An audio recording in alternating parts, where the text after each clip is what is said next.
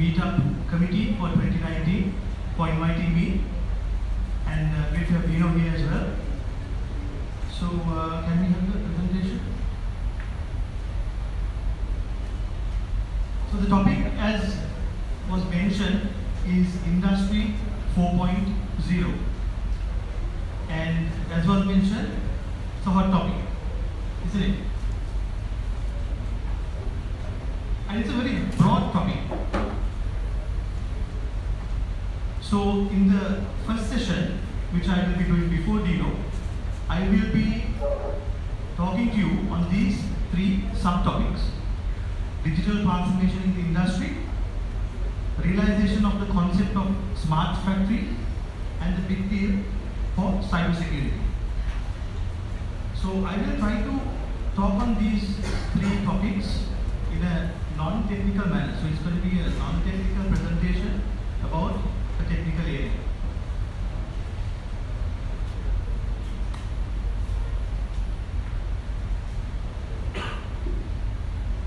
Sorry, I'm giving away all my slides. Okay, so before we look at 4.0, can you tell me what the earlier versions were?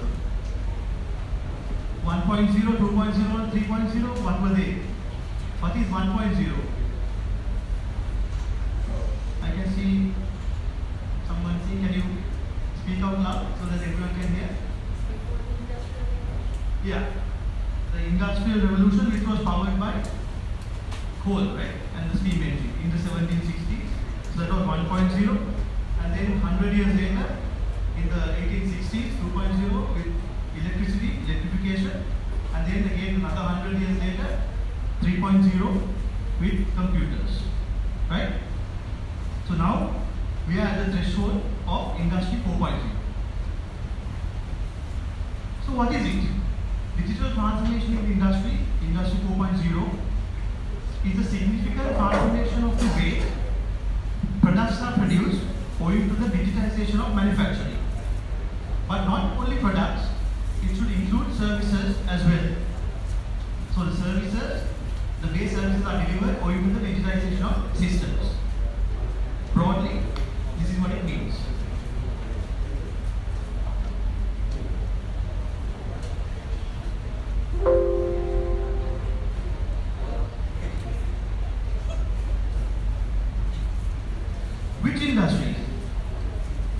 Which industries do you think Industry 4.0 affects? It's all in all sectors and all industries, right? So it's health, banking, food and agriculture, consumer electronics, the education sector, the list goes on. Everything that we know and touch and feel are transformed. Now here's an example of the banking industry. You can see a Bitcoin ATM machine. I don't think we have these in Sri Lanka yet. Are there any in Sri Lanka yet? No, not yet. So here you can see a Bitcoin ATM machine. Bitcoin, which is like digital currencies. Again, something that is enabled through Industry 4.0 through technology such as blockchain. There are ATM machines now. Now when I was growing up, in the 1990s, the one next to it where the man is was a big thing. That was a normal ATM machine, automatic teller machine, which gave out currencies. In Sri Lanka, SET, Sampath Electronic SCT, Sampath Electronic Transfer was the first ATM machine, right? But now you have Bitcoin machines.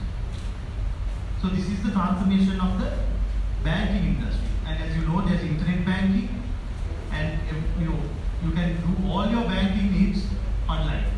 So the banking sector is truly being transformed.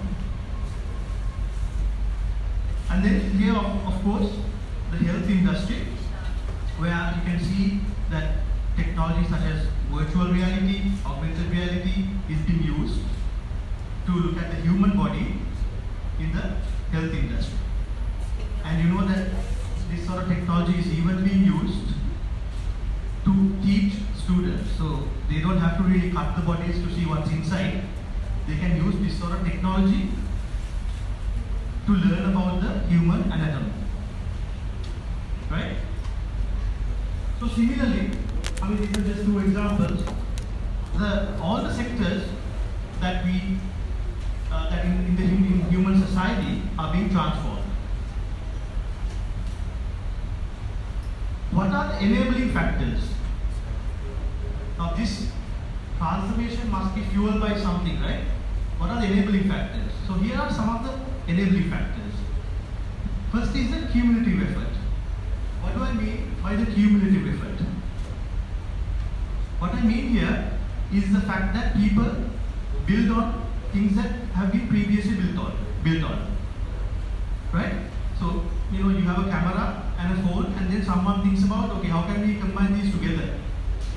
Right? So they are not going to invent the camera from scratch or the phone from the scratch. They are going to use the technology that's already available, and they're going to build on that. They're not going to reinvent the wheel. Right? So there's a cumulative effect. And that enables this digital transformation to happen faster and faster. Moore's law, you know what that means? In short, it means you can have smaller processors, chips, which are more powerful, smaller and smaller. The chips are getting smaller and smaller, but they are more and more powerful. Right? Which means faster and powerful machines which can drive this Industry 4.0. Now, I think what he says, Moore is actually the co-founder of Intel. Now, what he said was actually, it doubles about every 2 years, but I think Moore's law is going to change now because I feel that it's happening faster than this. And then, customization. All of us are different. We have different needs. So, technology has to cater to all of us. And for the different needs, you need different sort of technologies. Customization. Now, in Sri Lanka, you don't really see this happening because, you know, Sri Lanka doesn't have a lot of funding, investment for research and development. So, for example, you see like, you know, in roadworks, if you take for an example, they use the same big machine that they would use for a highway to, you know, you do some work in your maybe neighborhood. You know, so they don't have the small machines to work in the small roads. They use the same big machine. So similarly, customization, you know, that's what this sort of thing in technology is not really common in Sri Lanka. But in developed countries, they have the research, the funding for research and development to customize. So this fuels Industry 4.0. And then of course, consumer demand, consumer needs and demand. How many of you would like to get into an Audi Q7 or a Mercedes? So you demand that comfort and luxury from technology. How many of you would like to have a new cool phone or a 49-inch LG TV or I don't know, Sony Bravia or something? Right? So we as consumers, we demand, and then this drives Industry 4.0 where companies look for profit and competition. Right? So you can see this competition part of it. If you look at, I think the best example is probably mobile phone providers, producers. Apple, Samsung, they come up with a product almost every year. Right? So this drives the industry to be transformed, and of course cheap labor. None of this is possible, you know, until the robots take over. The industries have to be driven by humans, and countries like China can provide the cheap labor. So that also drives this transformation. Who are the stakeholders? What do I mean by stakeholders? Parshal Karwan. Who are the stakeholders of this Industry 4.0? Is it only the private sector? Because I mentioned about big businesses. Businesses are the ones who are looking at profit and helping people. Is it only the private sector? No. Who else? Public sector, which means the government, and the non-profit sector, and the SDGs, Sustainable Development Goals. So if you look at public sector, now this is some statistics from comprehensive survey, global survey, which was done in 2016 by the Boston Consulting Group, where they say that around the world people are accessing more digital government services, and the satisfaction is increasing but still varies widely by country and service, and then governments need to keep improving. So the public sector digitization also fuels this industry 4.0, right? And they, of course, the private sector doesn't work in a vacuum, in a country, in a system. The government, the public sector, has a big responsibility to create the environment necessary for the development of the economy. Now, if you look at public sector digitization, it's of course very advanced in the European countries and of course America, Japan, countries like that. Specifically in Europe, in the European Union, the Netherlands and Nordic countries are quite advanced. This public sector digitization is happening very fast in these countries. Nordic countries means Sweden, Denmark, Finland, those countries.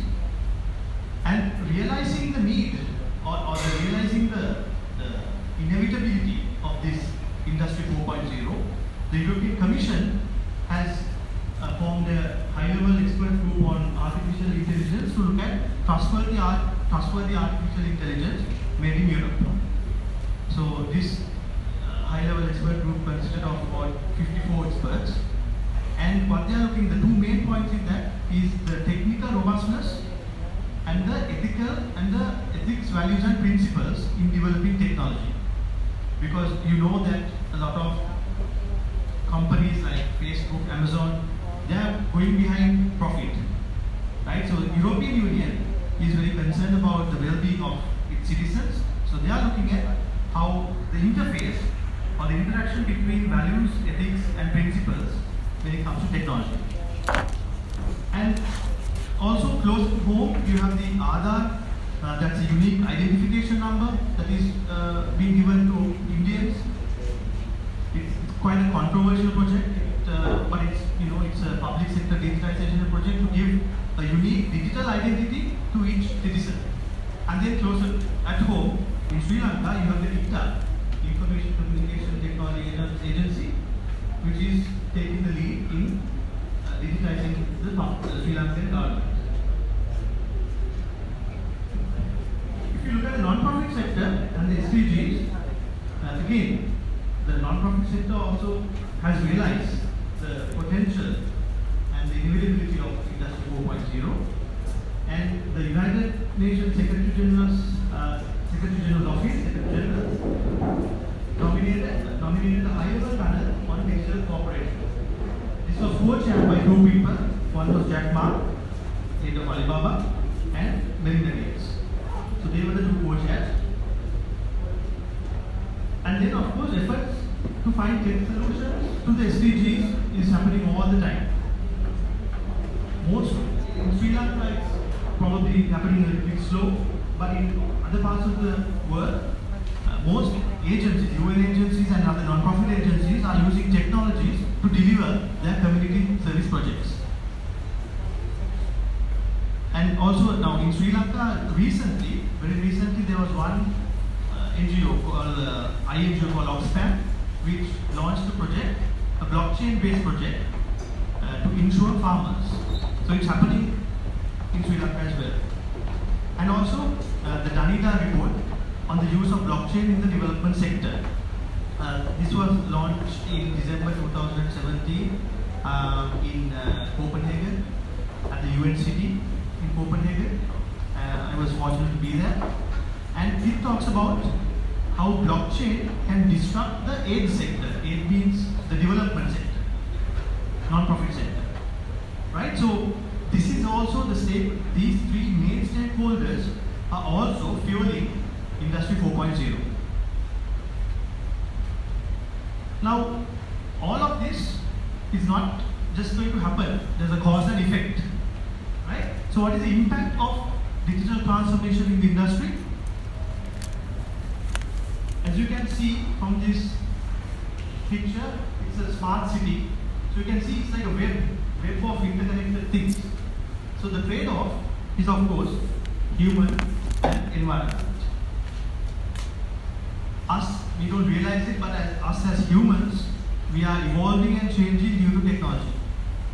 Right? One example is these chips which are being implanted in humans. right? Now this is actually happening. This picture is from the South China Morning Post, from 2018, but it shows in Sweden these chips being implanted in Sweden. So this is already happening, right? And it says at the bottom, it's a size of a grain of rice, but could hold the key to many aspects of your life, right? So we are changing, we are becoming part digital. And of course, the environmental impact is huge. What you see here are mining sites. Digitization requires, to produce devices, it requires rare minerals and elements. So to mine them, it's a big operation, and that has a big toll on the environment. So that's just to mine the material, raw material needed to produce the technology, right? Then once it's being manipulated in the factory, that consumes a lot of energy and pollutes the environment. And then when we use the devices or the technologies, we too use a lot of energy and pollute the environment and the earth. So at all three stages, when the raw material is being mined, when it's being manipulated in a factory to produce, and of course when we use them in devices, and of course other living beings on the planet are also affected, right? So anyway, that's the digital transformation that is happening. Let's look at the second topic, realization of the concept of smart factories. What is a smart factory?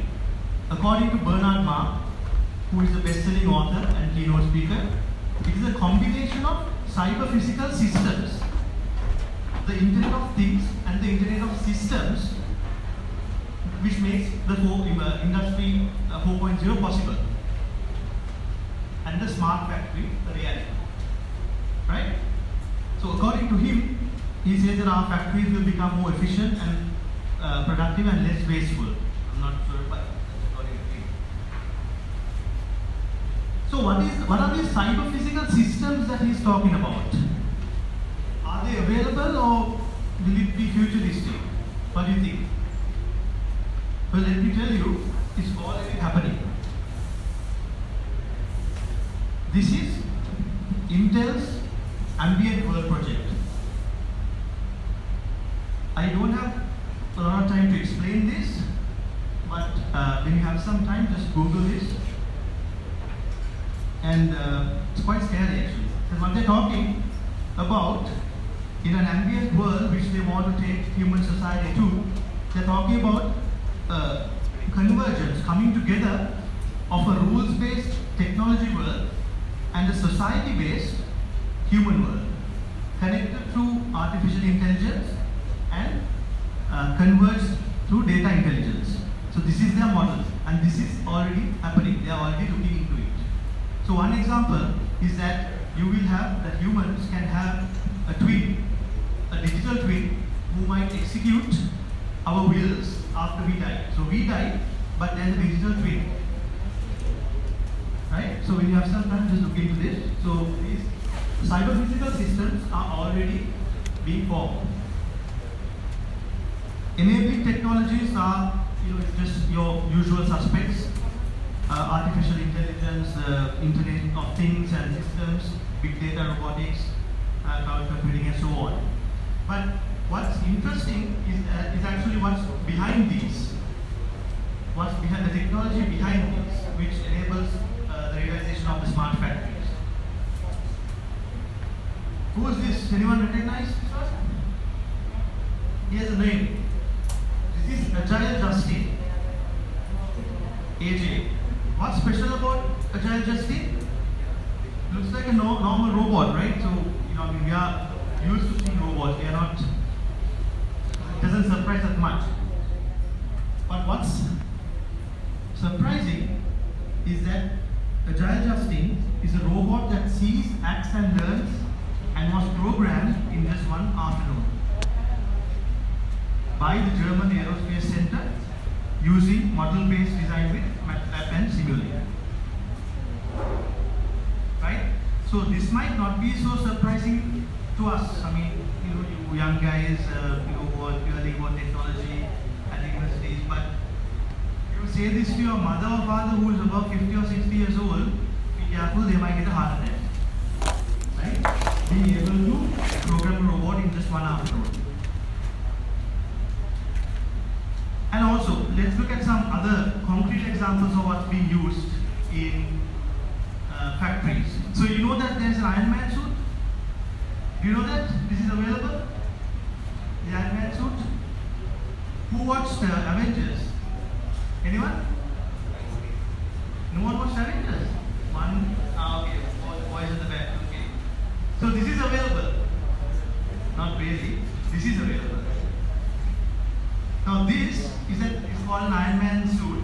It's an exoskeleton. So as you can see, it fits outside of a human, which enables a human to perform tasks, heavy tasks in a factory. So you might be able to lift things up, move things using that exoskeleton Iron Man suit. Now again, this is not happening in Sri Lanka, but this is available for sale in the US. And there's a company which is promoting this. They're saying that factories and companies should put this, there's a name, I forgot the name of the exoskeleton, this on the payroll. Right? And again, another smart factory. This is a Siemens state-of-the-art electronic works facility in Germany, which integrates its manufacturing products and automation system to process 1.6 billion components from 250 suppliers with 99% reliability. Right? So as you can see, it's a completely smart factory, and it doesn't have the grease and the other stuff that, and there will be heavy men and these strong men with overalls. But you can see it's a completely different type of factory.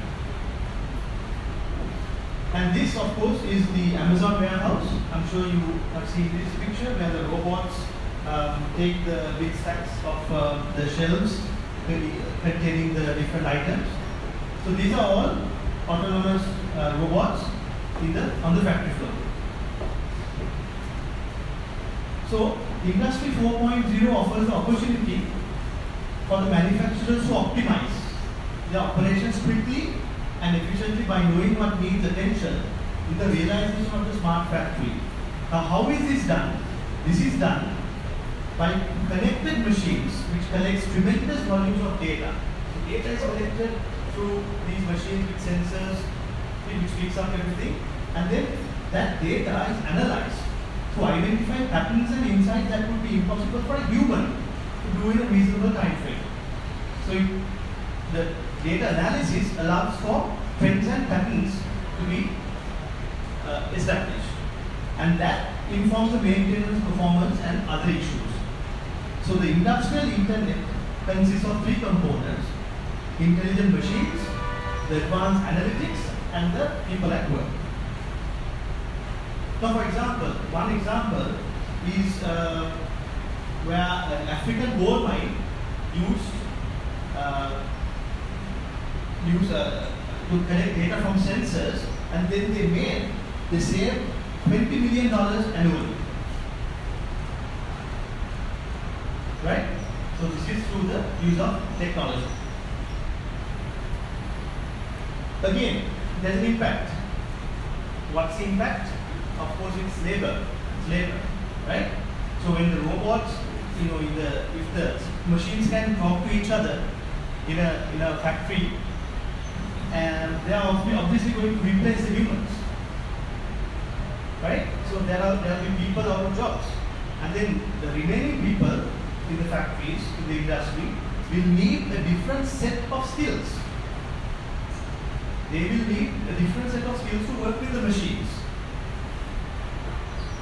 Right? And here's a picture of, I think if I'm not mistaken, this might be an Amazon factory. I'm not too sure. But it looks like a prison, right? It looks like a prison. And there are stories, there are facts to say that some of these assembly lines, which make electronic devices and other technological devices, the adults, the people who work there, are being given adult pampers because they are not given toilet breaks.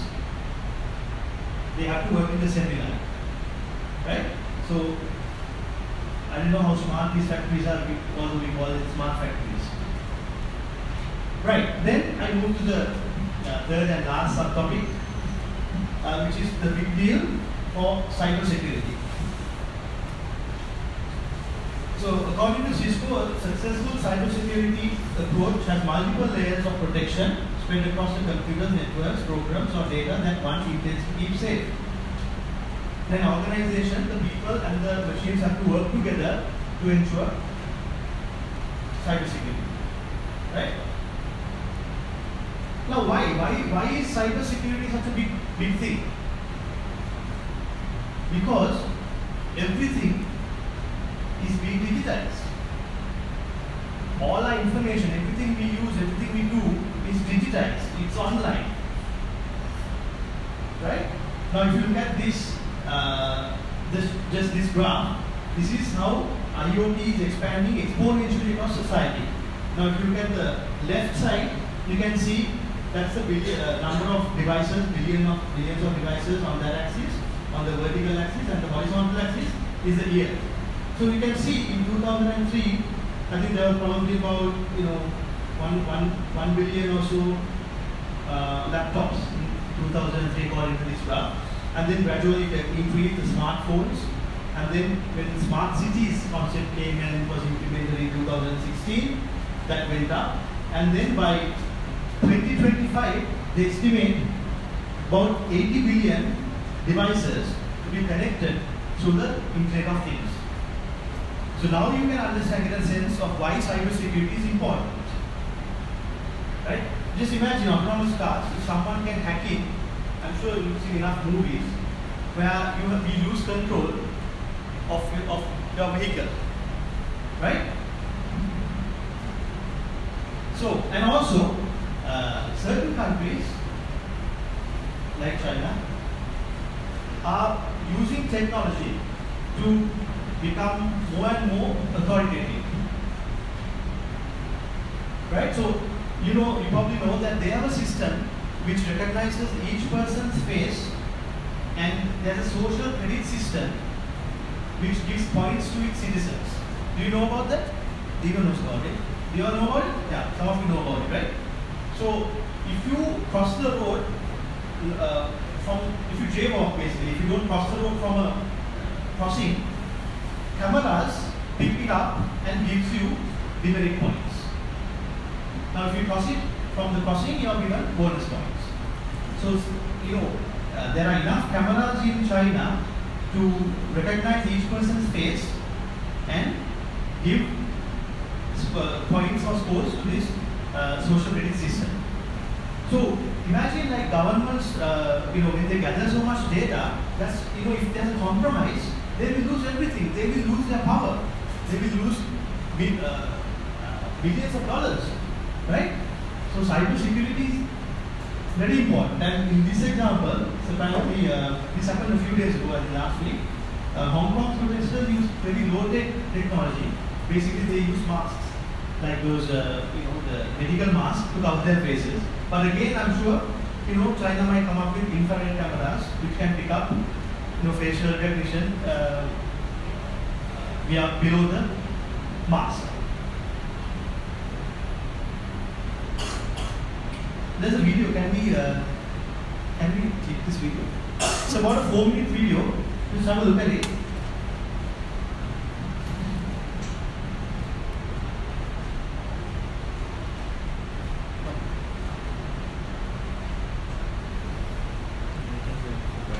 Sorry? हाँ एक link copy कर लगाना हाँ Okay, so I think that video is it's a 4-minute video. You can maybe just go to that site and check it out. It's about how how easy actually, easy and difficult at the same time. You watch that video, you will understand. Unfortunately, I can't show it to you. So for whom is this? Now, if you watch the video, you will feel like that cyber security is essential for big companies and governments which has a lot of data and money to lose. But that is not so. It could happen to you or me as well. There are so many stories where ransomware hackers have approached individuals. So for example, this laptop, all my data, they will hold it for ransom. Give me $500, $1,000 by this day, or everything will be deleted. This is happening right now, right? So, you know how when we have a pet, like one of the security questions is remembering the name. So, cyber security is bigger than that, and everyone is vulnerable to cyber attacks. And if you look at who has been attacked, it's everybody. States, that means governments, hospitals, police stations, individuals, law firms, newsrooms, all of these have been compromised. Now, in terms of the European Union, if you look at European Union, and I bring these examples from the European Union because it contains a lot of countries and they are quite advanced when it comes to technologies. Is because cyber threats have no borders, right? Anyone from anywhere. If there's a hacker here, you can probably hold someone for ransomware somewhere else in the world. So there are no borders for cyber threats, and it's constantly changing and evolving in complexity and maturity. And no single country can tackle alone the cyber threats because they need to, the laws, the legal frameworks need to be supportive of each other. The country's legal frameworks, right? Now, as I mentioned, the European Union is looking at cyber security from the single user point of view. So, have you heard of the GDPR? Yeah, some of you are nodding your head. So, you heard of the General Data Protection Regulation, which came into force I think last year, or last year May, I think, 25th of May. They are looking at, they are saying that security and privacy are two sides of the same coin. And this GDPR, now if you are working with any tech firms or developers or users in Europe, in the European countries, you will need to make sure that you know about the GDPR and you take into consideration where individuals' privacy and data protection is ensured. Right? So the EU looks at cybersecurity from this point of view. And how are they handling cybersecurity? Not by just putting a board to say keep out. Now this is an example I have for you from the Danish Tech Ambassador's Office. Now you know that countries like Denmark, they have ambassadors for technology. He's based in Silicon Valley. $250 million investment in cyber and information security. So it's a big business. Because everything, if our human society is going to move into the digital realm, safety and security has to be ensured. And 24/7 Cybersecurity Situation Center, serving both the private and public sector. Cyber attaches. Now these are all new posts that have been created. These are all new posts. There were never cyber attaches at the permanent representations. And cyber advisor to the Danish Tech Ambassador in Silicon Valley. And so it's a big business. And of course, the new Cybersecurity Act will come into force on the 27th of June. That's tomorrow, right? Is that tomorrow? Yeah, it's tomorrow. And there will be an EU agency for cybersecurity which will have a permanent mandate. Right? Okay, so those are the three topics that I wanted to briefly cover in the time allocated for me. And finally, I just want to mention to you about Stampede, which has been formed to ensure future equality through technology for humanity. And we are trying to work with youth, undergraduates, to give them opportunities to use their technical background for the sake of humanity. So to achieve the sustainable development goals. So if you are interested, go to our, you can email us or you can check us on Facebook or Twitter. Engage with us. There will be some cool competitions where you can win some prizes and actually do some work. You can help the community. You can help yourselves. You can not look at just the private sector after graduating. You can also just know that there is also opportunity for you in the non-profit sector using your technological background. Okay, thank you.